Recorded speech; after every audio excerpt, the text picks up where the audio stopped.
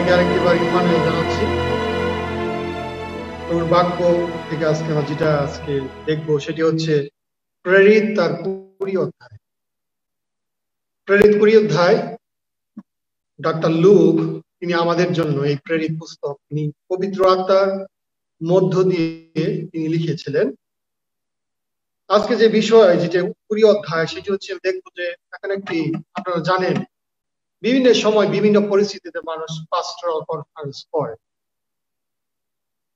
আজকে আমরা দেখবো যে সাধু পলের মধ্যে দিয়ে এবং বাইবেলে প্রেরিত পুস্তকে প্রথমবারের মতো পাস্টার্স কনফারেন্স আমরা দেখবো। সেখানে পল তিনি বক্তব্য দিয়েছিলেন বিশেষ করে প্রাচীনদের উদ্দেশ্যে। প্রাচীন তারাই যারা প্রভুতে যারা পরিপক্ক, যারা প্রভুর দায়িত্ব পালন করতেছিল সেই ইফিসে, তাদেরকে তিনি বিশেষ করে মিলিতে ছিলেন তখন তিনি তাদের ডেকে নিয়ে আসছেন যেন কি করতে পারেন, তাদেরকে তার কাজ সম্পর্কে, তাদের কি করণীয় এবং তার যে সমর্পণ ঈশ্বরের কাছে সমস্ত কিছু। আসুন এই 20 অধ্যায় বিশেষ করে যদি আমরা বিগ পিকচার দেখি তাহলে আমরা দেখতে পাবো তিনি কি করছেন, এখানে আশ্বাস দিচ্ছেন বারবার। বেশ কয়েকবার আপনারা যদি লক্ষ্য করে থাকেন 20 অধ্যায় 1 পদে লেখা আছে আশ্বাস দিলেন। তারপরে তিনি 2 পদের শেষে লেখা আছে আশ্বাস দিয়ে 20 দেশে উপস্থিত হইলেন। 12 পদের শেষে দেখেন আশ্বাস প্রাপ্ত হইল। দেখি এই অধ্যায়ের যে মূল যে যদি আমরা দেখি বড় একটা পিকচার যদি দেখি সেখানে দেখি সাধু পল বারবার উৎসাহিত করেছে, বারবার এনকারেজ করেছে। আসুন আমরা এই আরো বিশ্লেষণ ভাবে দেখার পূর্বে আসুন প্রার্থনা। মঙ্গলময় পিতা, আমরা ধন্যবাদ করি তোমার বাক্য জীবন্ত কার্য সাধক। তুমি আমাদেরকে প্রেরিত 20 অধ্যায় দিয়েছ, এর মধ্যে যেন আশ্বাস প্রাপ্ত হই, আমরা উৎসাহিত হই, আমরা নতুন জীবন লাভ করি এবং সামনের দিকে এগিয়ে যাই। তোমার বাক্য মর্মার্থ বিশ্লেষণ করার শক্তি আমার নেই প্রভু, কিন্তু তুমি দান সঙ্গে থাকার সঙ্গে চলে যেন সবাই এই বাক্যের মধ্যে দিয়ে অনেক আশীর্বাদ লাভ, আমাদের যত দুর্বলতা আছে তা যেন সবলতায় পরিবর্তিত হয়। এই প্রার্থনা যিশু তোমার নামে চাই, আমেন। আমরা যদি দেখি যে মূল যে বিষয়টা 20 অধ্যায়, সেখানে সাধু পল তিনি কোথা থেকে শুরু করছেন যাত্রা। ইফিসে গত রবিবার আমি আলোচনা করেছিলাম দিয়ানার মন্দির নিয়ে বিশাল এক গ্যাঞ্জাম হয়ে গেছে। কোথায়? ইফিসে। ইফিসে তিনি আমরা জানি 3 বছর প্রায় ছিলেন সেখানে। 3 বছর যাবত তিনি সেখানে সুসমাচার প্রচার করেছেন জিহুদীদের মাঝে, গ্রিকদের মাঝে, অজিহুদী অবিশ্বাসীদের কাছে। যখন তিনি সেখান থেকে ফিরে আসলেন তখন তার ইচ্ছা হলো তিনি জেরুজালেমে যাবেন। তিনি সরাসরি জেরুজালেমে যাবেন, কিন্তু তাকে আরো অন্য রাস্তায় আসতে হয়েছে, আরো উত্তর দিকে আসতে হয়েছে। উত্তর দিকে আসার উদ্দেশ্য হয়েছে কি, ম্যাসেডোনিয়া চার্চ জেরুজালেম মণ্ডলীর জন্য যারা গরিব দুঃখী ছিল তাদের জন্য দান সংগ্রহ করেছে। নাম্বার 1 আমাদের খেয়াল রাখতে হবে যেসব মণ্ডলী দুঃখী আর যেসব মণ্ডলী বড় লোক সবসময় কি করতে হবে, সাহায্যের পাশে দাঁড়াইতে হবে। যে ম্যাসেডোনিয়ার বা মাকিদোনিয়ার চার্চ আর অত্যন্ত গুরুত্বপূর্ণ একটা কি আদর্শ দেখে গেছে। বিশ্ব মণ্ডলীতে যত মণ্ডলী আছে গরিব দুঃখী বড় লোক একজন আরেকজনের ভাই হিসেবে সাহায্য করে। সেই জন্য তিনি কি করলেন, উল্টা রাস্তায় উত্তর দিকে। আমরা আজকে ম্যাপ দেখবো, বিশেষ করে আমার কাছে ম্যাপ আছে, ম্যাপ কি পরিষ্কার পরে সাধু পল তিনি অবস্থান করতেছিলেন বিশেষ করে ইফিস। এই যে লক্ষ্য করবেন ইফিস এখানে অবস্থান করতেছে। চারিদিকে যেতে ভূমধ্য সাগর, তারপরে এখানে জেরুজালেম আছে, সিরিয়া, এবং বর্তমানে এই যেটা কি তুরস্ক, তারপরে ম্যাসেডোন। তিনি কোথায় গেছেন? ম্যাসেডোনিয়া এলাকায় পুনরায় যাওয়ার জন্য মনোযোগ করলেন। ফিলিপি হয়ে এদিকে আমরা যদি দেখি ইতালি রোম সাম্রাজ্যের অন্তর্ভুক্ত ছিল। তখন তিনি কোথায়, আমরা গত রবিবার দেখলাম ইফিসে দিয়ানা মন্দিরে যে এখানে তিনি অবস্থান করতেছেন ঠিক সমুদ্রের পাড়ে। আর এই সাগরের নাম হচ্ছে এজিয়ান সাগর। এজিয়ান সাগরের পাশে এই সিটি গুলা, বিশেষ করে অবস্থান করতেছিল। আমরা টাইম টু টাইম আমরা ম্যাপের কাছে ফিরে আসবো যেন আপনার মনের মধ্যে গেঁথে থাকে শিক্ষাগুলো। দেখেন যে বুড়িয়তে এক পদে লেখা আছে, কোলাহল নিবৃত্ত হইলে পর শিষ্যদিকে ডাকে পাঠালেন এবং আশ্বাস দিলেন। মঙ্গলপূর্বক বিদায় গ্রহণ করে তিনি থাকেন মাকিদোনিয়াতে যাইবার নিমিত্ত প্রস্থান করিলেন। মাকিদোনিয়া কোথায়? এই যে ম্যাসেডোনিয়া। কোথান থেকে আসবে? ইফিস থেকে। এখান থেকে সে আসবে কোথায়? মাকিদোনিয়া। এর জন্য দুইটা রাস্তা ছিল, তার উপায় নাই, হয়তো এদিক দিয়ে আসবে, না হলে সমুদ্র আসবে। ঠিক আছে, সেজন্য তিনি মনোযোগ করছে মাকিদোনিয়াতে যাবে। কোথা থেকে? ইফিস থেকে। আর ইফিস ছিল কি? এজিয়ান সাগরের তীরে অবস্থিত। তারপর তিনি কি বলেন যে সে অঞ্চলকে গমন করিতে তিনি আশ্বাস দিতেছে বারবার। দেখেন পরে গ্রিস দেশে উপস্থিত। গ্রিস, গ্রিস কোথায়? আপনারা যদি লক্ষ্য করেন, এই যে আখায়া, অ্যাপোলোনি, এই এলাকায় ছিল তখনকার কি এই যে অ্যাথেন্স। গ্রিসের রাজধানী কোথায়? অ্যাথেন্স। এই নিচের যে অংশটা দেখতে পাচ্ছেন সেটা বলতে আখায়া প্রদেশ ছিল। আখায়ার যে মূল শহর ছিল কি? অ্যাথেন্স, যেখানে সাধু বল তিনি কি করেছেন? দার্শনিকদের সাথে, স্তৈকীয় দার্শনিকদের সাথে তিনি কথা বলেছেন। এটা ছিল কি? অ্যাথেন্স। এখানে তিনি অ্যাথেন্স এসে কোথা থেকে? ইফিস থেকে সোজা সমুদ্র পথে আসছে। ঠিক আছে, এখন তার টার্গেট ছিল কি? ম্যাসেডোনিয়া। এরপরে তিনি যেতে চাইছিলেন, কিন্তু আমি প্রথমে বলছি আপনাদের, ইফিস থেকে সরাসরি তিনি কোথায় যেতে পারতেন? যেটির সঙ্গে যাইতে পারতেন। কেন যাইতেছে তিনি ম্যাসেডোনিয়াতে? আগে পূর্বে লোক পাঠাইছে কেন? সাহায্য। এই জন্য তিনি এখান থেকে টাকা কালেকশন করে তিনি পুনরায় কোথায় যাবেন? জেরুজালেমে। এই জন্য আগে তিনি লোক পাঠাই দিয়েছিলেন। সেখানে গ্রিস দেশে উপস্থিত হলেন। 3 পদে লক্ষ্য করেন তিনি সেখানে 3 মাস যাপন করছেন। কোথায়? গ্রিসে। এই অংশে সে 3 মাস অবস্থান করছে এখানে। তারপরে সেখানে তিনি বেশি দিন থাকতে পারে নাই। সেখান থেকে জলপথে সুরিয়া দেশে তিনি যাবেন। সুরিয়ার নাম আরেকটি কি? সুরিয়া, সিরিয়া। সিরিয়া কোথায়? এই যে সিরিয়াতে। এখান থেকে সিরিয়া, সিরিয়া এখানে, এদিকে তা যাবেন। তারপরে দেখে লক্ষ্য করে তিনি সেখানে সিরিয়া যাইতে উদ্যত হইলেন। তখন জিহুদিরা তার বিপক্ষে ষড়যন্ত্র করে তিনি মাসকে দিনে ফিরিয়া যাইতে স্থির করলেন। যখন তিনি এদিকে যাবেন তখন ষড়যন্ত্র করছে। কি ষড়যন্ত্র? মনে রাখবেন, জিহুদিরা তখন কোথায় যেতেছে? দলে দলে জেরুজালেমে যাচ্ছে। জেরুজালেমে কেন যাচ্ছে? সেখানে নিস্তার পর্ব এবং 50 সন্ধির পর্ব সামনে। এবং তারা ষড়যন্ত্র করছে বোর্ডের মধ্যে, জাহাজের মধ্যে সাধু বলের প্যাকেট করে পানিতে বানায়। কি করছে পরিকল্পনা? মারবে। সেই ষড়যন্ত্রের কথা তারা জানতে পারার কারণে তিনি কি করলেন? ম্যাসেডোনিয়া দিয়ে ফিরিয়া যাইতে স্থির করেন। উল্টা পথে যাইতেছে। ষড়যন্ত্র। এবং এই পথ পাড়িতে তার কি লাগবে? অনেক সময় লাগবে। বাঁচার জন্য অন্য রাস্তা দিয়ে তিনি যাচ্ছেন। আর বিরানুগের পূর্বের পুত্র, যে কয়েকজনের নাম দেখেন, তাদেরকে আগে তিনি পাঠাই দিচ্ছেন, সঙ্গে গেলেন। তিমথিও ছিল সেখানে। ইহারা অগ্রসরে ট্রোয়াতে আমাদের জন্য অপেক্ষা করতেছিলেন। কোথায়? এই যে ট্রোয়া। এখানে ট্রোয়া এশিয়া মাইনরের জায়গা। এখানে তারা অপেক্ষা করতেছিলেন। তখন পরে তারই সৈন্য রুটির পরবর্তী হইলে পর ফিলিপি হইতে জলপথে প্রস্থান করে 5 দিনের ট্রোয়াতে তাদের কাছে উপস্থিত হলাম। আগে লোক চলে গেছে ট্রোয়াতে, তারা 5 দিন লাগছে কোথায়? এখানে যাইতে। সেখানে তারা কি করলো? উপস্থিত হইলাম, 7 দিন অবস্থিতি করিলাম ট্রোয়াতে। ট্রোয়া কোথায়? এই যে ট্রোয়া। অবস্থান করতেছিল। 7 পথ অত্যন্ত গুরুত্বপূর্ণ। দেখেন, রবিবার দিন সবসময় নতুন নিয়মে তারা শুরু করছে আরাধনা করা, শনিবারে না। স্পষ্ট।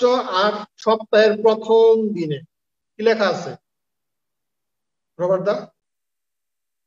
সপ্তাহের প্রথম দিন কি বার? রবিবার। রবিবার দিনে তারা কি করত? মিলিত হইত। প্রথম রেফারেন্স আমরা দেখতে পাই কি বাইবেলে? রবিবার দিন তারা কি করতে? শনিবারে না, আমরা রুটি ভাঙিবার জন্য একত্রিত হইলে পরদিন প্রস্থান করিতে উদ্যত হইলে বলিয়া শিষ্যদের কাছে মধ্যরাত্রি পর্যন্ত বক্তৃতা করিলেন। ত্রোয়াতে বক্তব্য দিতেছিল, পাবলিক তাদের ধরছে, পল তোমাকে আরো কথা বলতে হবে। বলতে বলতে সারা রাত কথা বলছে। যখন কথা বলতেছিল, একটা ছেলে 3 তলায় বৈশা জানালা বাসা বৈশা ছিল। সে ছেলের নাম কি? উৎথুক। 9 পদে দেখেন, এই উৎথুক কথা শুনতে শুনতে সারাদিন হয়তো সে কাজকর্ম করার পরে সে সাধু পলের কথা শুনতে গেছে সারা রাত। তিনি 3 তলা থেকে পড়ে গেলেন। কি করলেন? 3 তলা থেকে পড়ে গেছে, মারা গেছে। মারা যাওয়ার পরে সাধু পল বললেন, 10 পদে দেখেন, পল নামিয়ে গিয়ে তার উপর গায়ে পড়িলেন, তাকে আলিঙ্গন করিয়া থাকিলেন, তোমার ফলাল করিল, সে প্রাণ আছে। আমরা পুরাতন নিয়মে ঘটনার কথা মনে আছে, এলিও এবং ইলিশা বাবা দিতেন কি করছে? শরীরের উপর শরীর শুয়েছিলেন এবং তাদের প্রাণ তিনি ফিরিয়ে দিয়েছিলেন ঈশ্বরের অনুগ্রহে। পরে আমরা দেখতে পাই কি 11 পদে তারা রুটি ভাঙিয়া ভোজন করে অনেকক্ষণ, এমনকি রাত্রির প্রভাত পর্যন্ত তারা কি করছে? সাধু পলের কাছ থেকে প্রভুর বাণী শুনছে। এখন এখন আমরা তো প্রভুর বাণী শুনতেই চাই না। 1 ঘন্টা কথা বললেই আমরা কি হয়ে যাই? এই পালক মশাই তাড়াতাড়ি কি করো, শেষ করো, শেষ করো, শেষ করো, শেষ করো। পালকদের জন্য অনেক জায়গায় 5 মিনিটও দেয়। আর সাধু পলের কথা শোনার জন্য তারা ধরছে। সাধু পল আগে চলে যাওয়ার কথা ছিল, ধরছে তারে, তার কথা শুনবে সারা রাত এবং প্রভাত পর্যন্ত তার কথা শুনছে।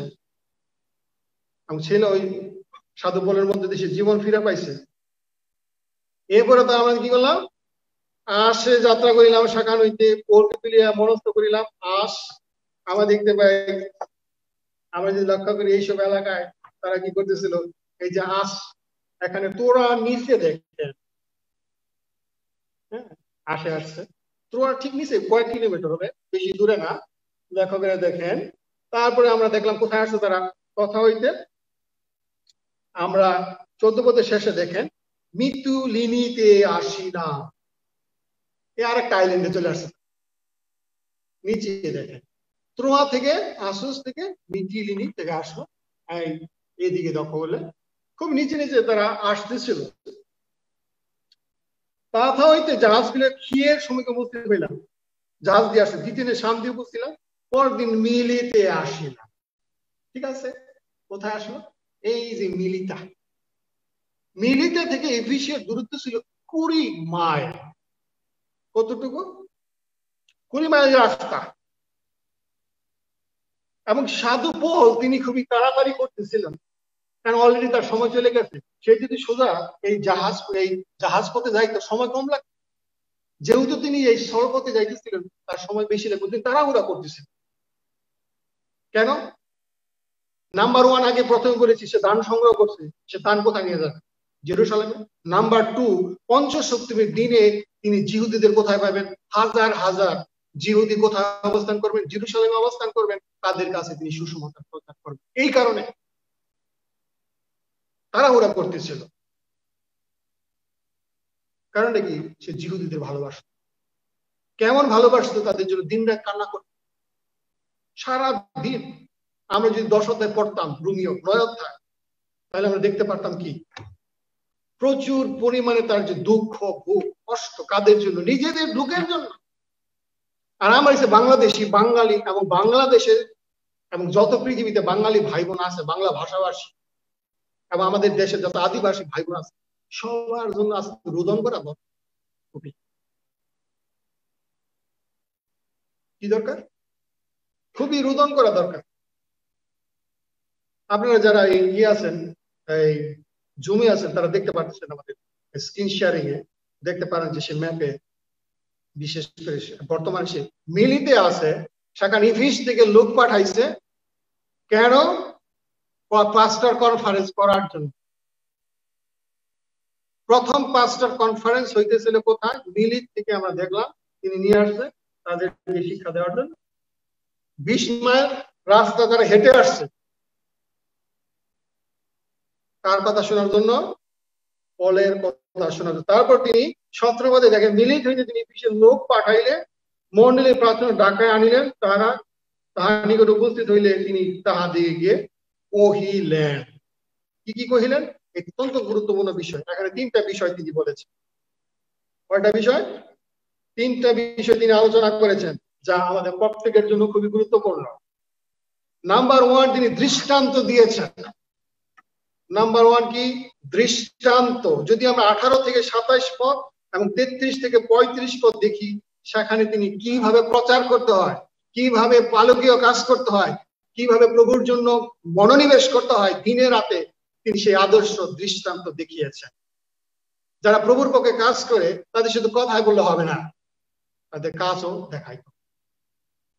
আজকে বড়ই অভাব আমাদের কথা এবং কাজের সাথে কি নাই, মিল নাই। সাধু পাউল তিনি বলতেছেন এখানে, যদি লক্ষ্য করে দেখেন, প্রথমে তিনি দৃষ্টান্তের কথা বলছেন, দ্বিতীয়তে তিনি সতর্ক করে দিচ্ছেন। কিভাবে সতর্ক করেছেন? আমি যাওয়ার পরে কারা আসবে? ভণ্ড এবং ভ্রান্ত শিক্ষকরা আসবে এবং ধ্বংস করে ফেলবে চার্চ। এবং তৃতীয়ত তিনি দেখবেন, যদি অংশতে বিশেষ করে 17 পদ থেকে একদম শেষ পর্যন্ত, সেখানে দেখবেন তিনি কি করেছেন, তাদেরকে ঈশ্বরের হাতে সমর্পণ করেছিলেন। প্রথমে তিনি কি করেছেন? দৃষ্টান্ত দেখিয়েছেন। কিভাবে দৃষ্টান্ত দেখা হয়েছে? 4টি বিষয় এখানে তিনি দৃষ্টান্ত দেখা হয়েছে।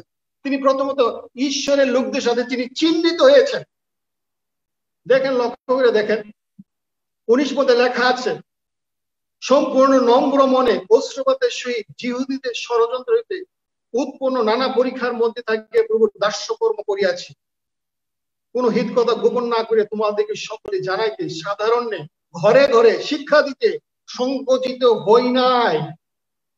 তিনি বাড়িতে বাড়িতে গেছে, তাদের যা দরকার টিচিং, সেই শিক্ষা তিনি দিয়েছেন। আমরা দেখেছি তিনি 3 বছর ইভিসে শিক্ষাদান করেছেন। প্রথমে আমরা দেখি 3 মাস তিনি সমাজ গৃহে শিক্ষা দিয়েছেন। তারপর 24 মাস তিনি আমরা দেখেছি তুরন্য যে বিদ্যালয় সেখানে শিক্ষা দিয়েছেন। আর বাকি সময় তিনি শিক্ষা দিয়েছেন। মোট 3 বছর দিনে রাতে তিনি তাদেরকে শিক্ষা দিয়েছিলেন। তাদেরকে তিনি, আমরা দেখতাম ত্রোয়াতে সে সারা রাত শিক্ষা দিয়েছে।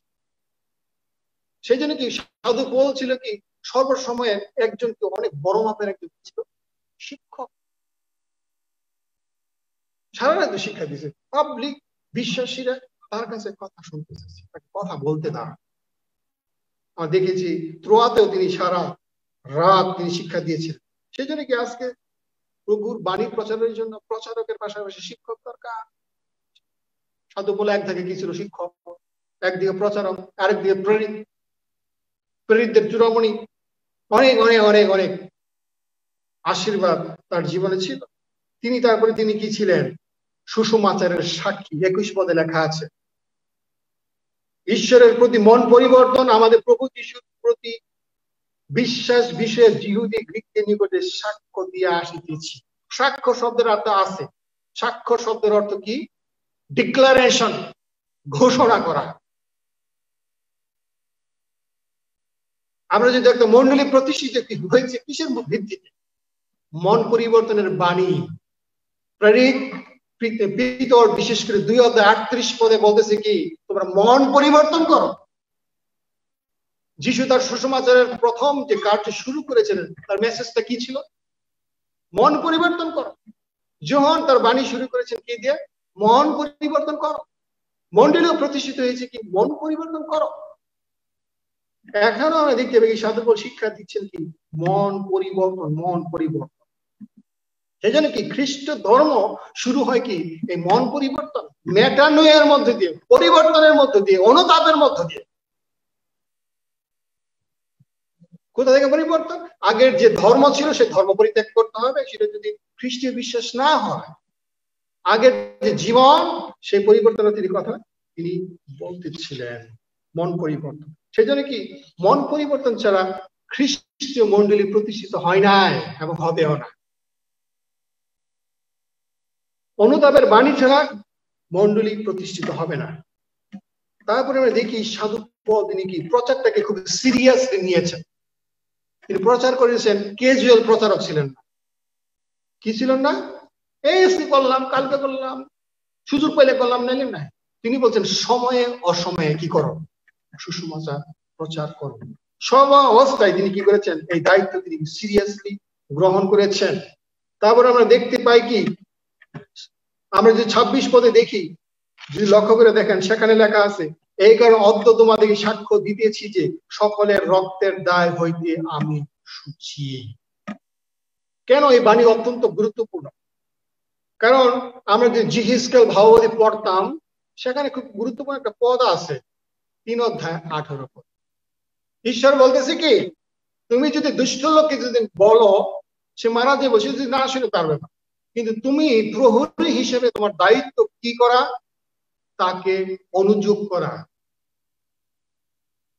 তারপরে যদি আমরা জিহিজকেল 7 অধ্যায় যাই, সেখানে আমি কয়েকটা পদ পড়তে চাই। আসলে জিহিজকেল তার 7 অধ্যায়, ঈশ্বর এখানে তিনি বলছেন, 33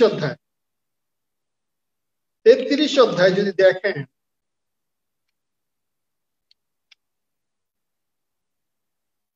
প্রথম থেকে কয়েকটি পদ আমি পাঠ করতে চাই। এখানে জিহিজকেল 33 অধ্যায়। আর সদাপ্রভু এই বাক্য আমার নিকটে উপস্থিত হইল, কার কাছে? ভাববাদী জিহিজকেলের কাছে।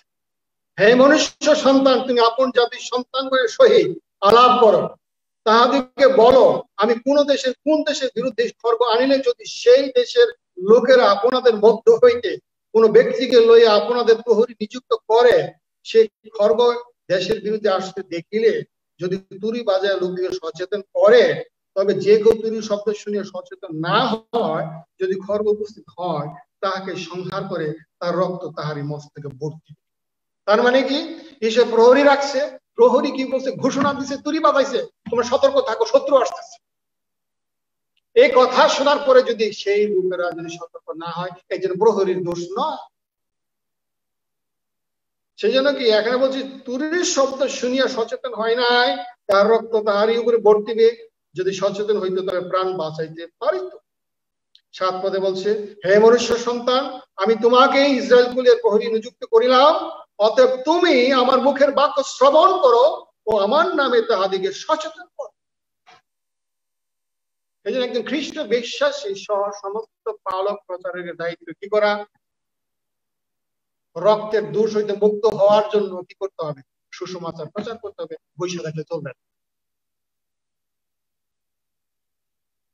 সুসমাচার প্রচার করার জন্য বিশ্ববিদ্যালয়ে যাওয়ার দরকার নাই। যিশুকে পরিচয় করার জন্য বড় বড় সেমিনারি পিএইচডি দরকার নাই। যে কেউ সুসমাচারের কথা বলতে পারে। আমাদেরকে প্রত্যেকে সাক্ষী করা হয়েছে। হয়তো সুসমাচার প্রচারক আমরা নই সবাই, কিন্তু আমরা সবাই কি? সাক্ষী, উইটনেস। সে সাক্ষ্য এবং পালকের কাছে পরিচয় করে দেওয়া, ও বাণী প্রচার করে দেওয়া, এবং যারা কার্যকরী আছে, প্রহরী আছে, তাদের কাছে পরিচয় করে নিয়ে যাওয়া সমস্ত বিশ্বাসের কি দায়িত্ব। 27 পদে কি বলছেন তিনি? আমরা দেখলাম, রক্তের দায় হইতে সূচি আমি। সাধু পৌল তিনি কি করতেন আপনারা জানেন? সেই সময় তিনি ইল্লুরিকা পর্যন্ত প্রচার করছেন। কি পর্যন্ত?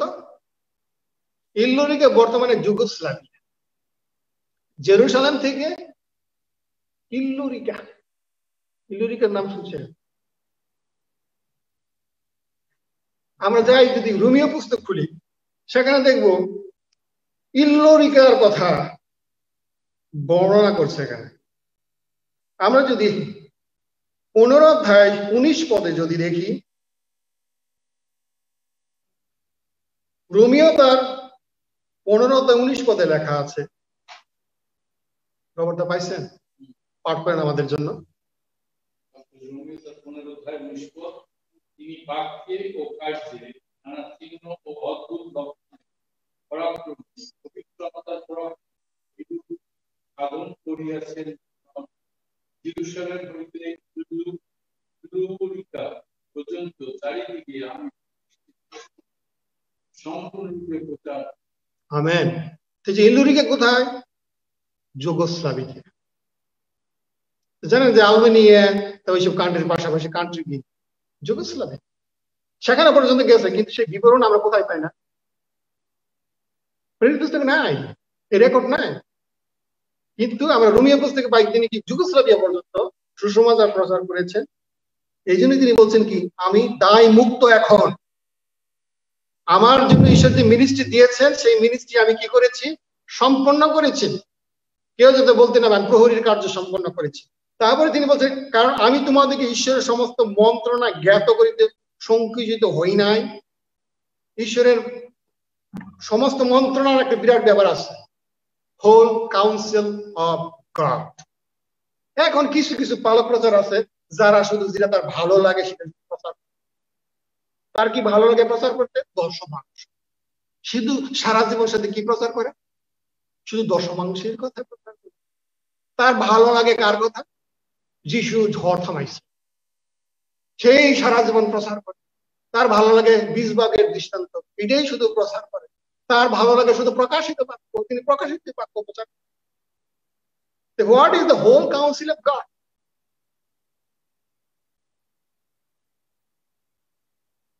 আমাদের পালক প্রচারক যা ভালো লাগে সেটাই কি তারা কি করে, তার জন্য যেটা যেটা সুবিধাজনক, সে যাতে প্রবলেমে না পড়ে সেই জন্য তিনি কি করে তার ইচ্ছা মতো সুসমাচার প্রচার করতে চায়। কিন্তু এটা না, যাদের বলতে সমস্ত মন্ত্রণা, সমস্ত মন্ত্রণা কি তিনি ক্রিয়েশন থেকে শুরু করছেন।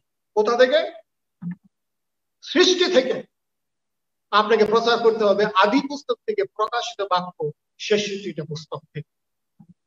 আপনার সুবিধা মতো প্রচার করলে হবে না। হোল কাউন্সিল বলতে হবে কি সৃষ্টি কিভাবে পতন হয়েছে, ঈশ্বর কিভাবে মানব জাতিকে মুক্তির জন্য পরিকল্পনা করেছেন সেটা তিনি জানাইতে হবে। মুক্তির পরিকল্পনা, ঈশ্বর মানুষকে, পাপী মানুষকে রক্ষা করার জন্য তিনি কি ব্যবস্থা করেছেন সেটা বলতে হবে। ঈশ্বর কিভাবে মনোনয়ন করেছেন, তিনি কিভাবে মুক্তির পরিকল্পনা করেছেন, কিভাবে তিনি পাপীকে ধার্মিক গণিত করেন, তিনি কিভাবে একজন বিশ্বাসীকে তার পরিবারে জন্ম নিতে সাহায্য করেন। বলতে হবে মন পরিবর্তনের কথা, বলতে হবে সায়েন্টিফিকেশনের কথা, সূচীকরণের কথা বলতে হবে, বলতে হবে পবিত্র জীবন যাপন করার কথা, বলতে হবে প্রত্যেক বিশ্বাসীর যে ভবিষ্যৎ গৌরবান্বিত দেহ লাভ করবে, যিশুর দ্বিতীয় আগমনের কথা, নতুন জেরুজালেম, নতুন আকাশের কথা। যদি এই হোল কাউন্সিল অফ গড যদি না বলে তাহলে সে কি করতেছে, পার্সিয়ালিটি করতেছে। সেজন্য আজকে আমার এই বাক্য যারা শুনছেন এবং শুনবে ভবিষ্যতে, সুবিধা মতো প্রচার করা আমাদের যাবে না। কি করতে হবে? হোল কাউন্সিল অফ গড, সমস্ত ঈশ্বরের পরিকল্পনা আমাদের কি করতে হবে, বলতে হবে। তারপরে দেখি তিনি তার বাধ্যতার জন্য তিনি কি করছেন, তিনি জেরুজালেমে যাইতেছে। এখন তিনি যে জেরুজালেমে যাইতেছে, পবিত্র আত্মা তাকে বলছে তোমার গেলে সেখানে কি করে, তোমার মারবে, কি করবে, জেলখানায় ভরবে। তারপর জানার পরে তিনি কি করে নাই, দেখেন 23 পদে লেখা আছে, এই মাত্র জানি পবিত্র আত্মা প্রতি নগরে আমার কাছে এই বলিয়া সাক্ষ্য দিতেছেন যে বন্ধন ও ক্লেশ আমার অপেক্ষা করিতেছে, কিন্তু আমি নিজ প্রাণ কিছুর মধ্যে গণ্য করি না, আমার পক্ষে মহামূল্য গণ্য করি না, যেন নিরূপিত পথের শেষ পর্যন্ত দৌড়াইতে পারি এবং ঈশ্বরের অনুগ্রহের সুসমাচারের পক্ষে সাক্ষ্য দিবার যে পরিচর্যা পথ প্রভু যীশু হইতে পাইয়াছি তাহা সমাপ্ত করিতে পারি। তিনি জানেন জেরুজালেমে গেলে তারা কি করবেন, জিহুদীরা তাকে অ্যাটাক করবেন, জেলখানায় ভর্তি করবেন। আমরা জানি তাই হয়েছে। জানার পরেও তিনি কি করেছেন, জেরুজালেমে গেছেন। যিশুও জানতো, সেই জন্য গালিল থেকে সুরাজ সজাগ কোথায় থেকে আসতেছিলেন, জেরুজালেমের দিকে। যিশু কি জানতো না তাকে ক্রুশে মৃত্যুবরণ করতে হবে? সেজন্য কি এই যে লোক লিখিত সুসমাচার যদি লক্ষ্য করতেন আমরা পড়ি, যদি সেখানে দেখবেন যিশু জেরুজালেমের দিকে আসতেছে। কেন? ক্রুশে মৃত্যুবরণ করার জন্য। এমনকি দেখারও পলও কোথায় যাচ্ছে, জেরুজালেমে যাচ্ছে, সেটা যেন কষ্ট ভোগ করতে পারে। এখন আমরা দেখি যে অনেক আমাদের ভাই বোন আছে যারা কি করে, একটু বেশি বেতন পাইলেই অন্য জায়গায় জায়গা কি করে, সুযোগ সুবিধা একটু বেশি পাইলেই স্থান ওই মন্ডলী ছেড়ে জায়গা আরামায়স চায়। কিন্তু সাধু পাউল তার দুঃখ ভোগ করার জন্য তিনি কোথায় যাচ্ছেন? যেখানে তাকে ধরবে সেখানে তিনি যাচ্ছেন। এবং 25 পদে দেখেন, তারা কষ্ট পাইতেছিল, আর এখন দেখো আমি জানি যে যাদের মধ্যে আমি সেই রাজ্য প্রচার করে বেড়াইতেছি সেই সকলে আমার মুখ আর দেখিতে পাইবে। জীবনের শেষবার দেখালো কারে। সেই জন্য কি এখন আমরা দেখি সে দৃষ্টান্ত দেখাইছে, এভাবে দৃষ্টান্ত দেখাইছে, দিনে রাতে সে কাজ করছে, পরিশ্রম করছে সেখানে আমরা দেখি। তারপরে আমরা যদি লক্ষ্য করতাম, এখন তিনি কি করতেছেন? সতর্কের কথা বলতেছে, সতর্কতা। 28 থেকে 31 পদে তিনি কি বলছেন? সতর্ক করার কথা বলছে। কাদেরকে সতর্ক থাকতে বলছে? যারা পালক প্রচারক, এই কনফারেন্সের মূল বিষয় দেখেন, তাদেরকে সতর্ক। তোমরা আপনাদের বিষয়ে সাবধান, পবিত্রতা তোমায় অধ্যক্ষ করে যার মধ্যে নিযুক্ত করেছেন সেই সমস্ত পালনের বিষয়ে সাবধান হও। ঈশ্বরের সেই মণ্ডলীকে পালন করো যাকে তিনি নিজ রক্ত দ্বারা ক্রয় করিয়েছে। কার রক্ত এটা? যিশুর রক্ত। খালি গান গলে চলবে না, রক্ত দিয়ে যিশু কিনেছেন আমায়, দাবি নেই, দাবি নেই। গান গেলে চলবে না। সে কি বলছে এখানে? রক্ত দিয়ে যিশু কি করছে? ক্রয় করছে। এটা রিডেমশন, মুক্তি। এখন কার লোক আমরা? যিশু লোক। যিশুর লোক মানে কি? শয়তানের পিছু লেগেই থাকে। এই জন্য বলছে সাবধান থাকো, সাবধান করো, তাদের কি করো? পালন করো। আমি জানি আমি গেলে পর দুরন্ত কেন্দুয়ারা তোমাদের মধ্যে প্রবেশ করিবে, পালের প্রতি মমতা করবে না। তারা কেন্দুয়া, ভ্রান্ত ভাববাদী, ভ্রান্ত শিক্ষক, তারা আসবে। এবং তারা কোথা থেকে আসবে? তোমাদের মধ্য হইতে। ভ্রান্ত শিক্ষক কোথা থেকে? চার্চ থেকে বলছে। এখানে কোন কোন লোক যে শিষ্য থেকে তোমার পশ্চাৎ টানিয়ে লইবার জন্য বিপরীত কথা কয়, সেই জন্য ভ্রান্ত শিক্ষক আসবে, এসে কি শিক্ষা দিবে? ভিন্ন যিশু শিক্ষা দিবে। আমি এখন কয়েকটা ধরনের যিশুর কথা বলতে চাই। কিছু কিছু গ্রুপ আছে, তারা বলে যিশু ছিল কি? স্বর্গদূত মাইকেল, মিখায়েল দূত, তিনি যিশু রূপ ধারণ করছে। একটা গ্রুপ বলে তারা। আর একটা গ্রুপ, যিশু কার জন্য মারা যায় না? আদি পাপের জন্য মারা যায়, আদমের পাপের জন্য মারা যায়। আর একটা কিছু কিছু গ্রুপ আছে, যিশু কি শুধু কি একজন ভাওবাদী। কার মতো ভাওবাদী? নূহের মতো, অব্রাহামের মতো, মসির মতো, যিশুর মতো তিনি ছিলেন ভাওবাদী। আর এক যিশু আছে, তারা বলছে যিশু কি করে? মরে নাই, পুনরুত্থিত হয় নাই। যিশু এবং যিশুর কাজ, এই দুইটারই তারা কি করে? অস্বীকার করে। পবিত্র বাইবেল আমাদের শিক্ষা দেয় যিশুকে তৃতীয় ঈশ্বরের দ্বিতীয় ব্যক্তি। তিনি ছিলেন অনন্তকালীন বাক্য, যিনি কি করেছেন? 2000 বছর আগে মানুষ হয়েছেন। আমরা সেই যিশুকে প্রচার করি, তিনি কি করেছেন? কালভারি ক্রুশে মৃত্যুবরণ করেছেন। আমরা সেই যিশুকে প্রচার করি, যিনি তৃতীয় দিবসে কি করেছেন? উত্থাপিত হয়েছেন। আমরা সেই যিশুকে প্রচার করি, তিনি 40 দিন পুনরুত্থানের পরে তিনি কি করেছিলেন? পৃথিবী থেকে শিষ্যদের ঈশ্বরের রাজ্য বিষয়ক শিক্ষা দিয়েছিলেন। আমরা সেই যিশুকে প্রচার করি, যিনি কি করে? এখন কোথায় আছে? পিতা ঈশ্বরের দক্ষিণ পাশে অবস্থান করছেন। আমরা সেই যিশুকে প্রচার করি, যিনি আমাদের জন্য সর্বসময় তিনি কি করছেন? পিতার কাছে নিবেদন করছেন। আমরা সেই যিশুকে প্রচার করি, যিনি আমাদের জন্য কি করতেছেন? বাসস্থান নির্মাণ করছেন। আমরা সেই যিশুকে প্রচার করি, যে যিশু কি করেছেন? পুনরায় আসবেন। আমরা সেই যিশুকে প্রচার করি, যিনি তার শিষ্য ঘর তাদের জন্য কোথায় কি করবেন? একসাথে থাকবেন, নতুন আকাশ, নতুন পৃথিবীতে। আমরা সেই যিশুকে কি করি? প্রচার করি। আর অন্য যিশু সমস্ত কি যিশু? ভ্রান্ত যিশু। সেজন্য সাধু পল সতর্ক করে দিতেছে, তারা তোমরা কি করে? জানো কি বাইবেলের কথা আছে? যিশু কি নয়? ঈশ্বর নয়।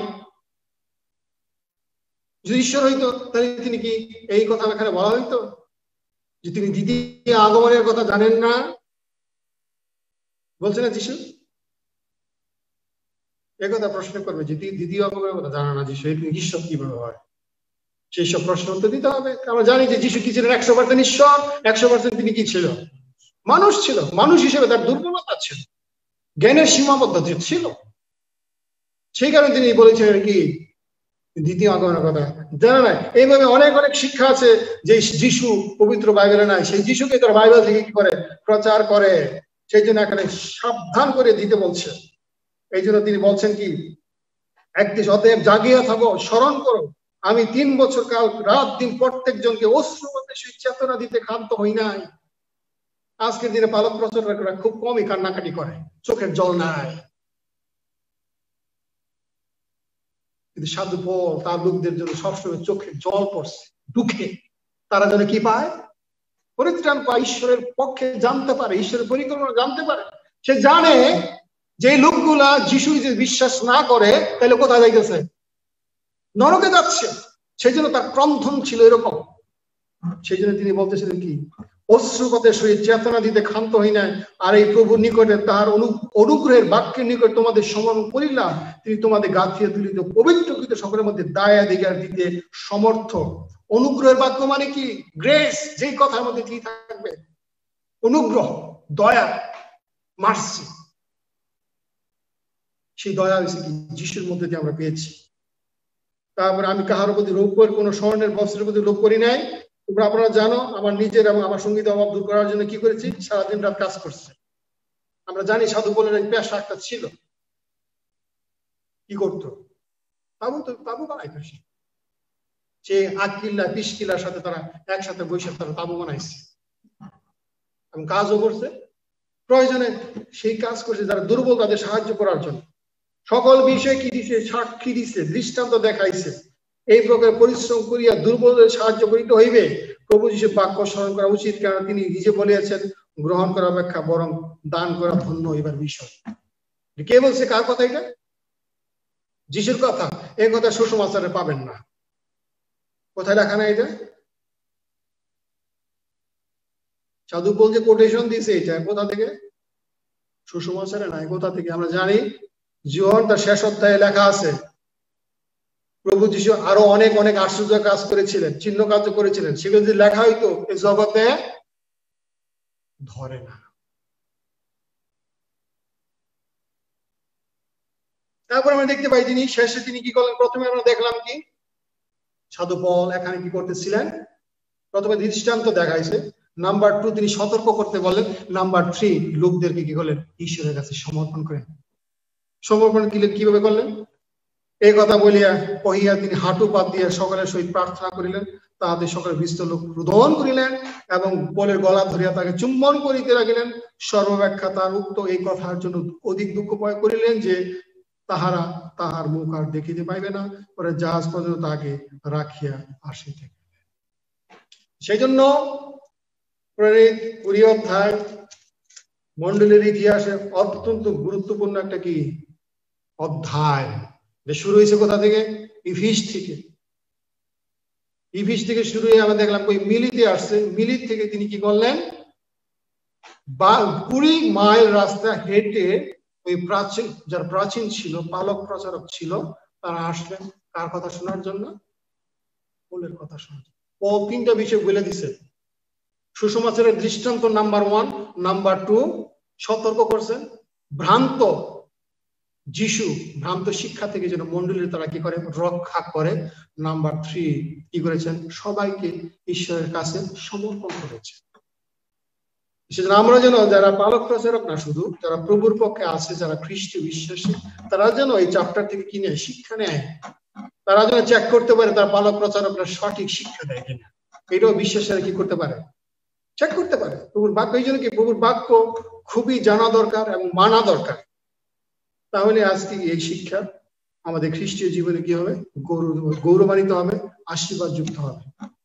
আসলে এই বাক্যের কথা চিন্তা করতে করতে নিজেদেরকে সমর্পণ করি এবং এই বাক্য থেকে আমরা আশীর্বাদ লাভ করি। আসলে আমরা প্রার্থনা করি।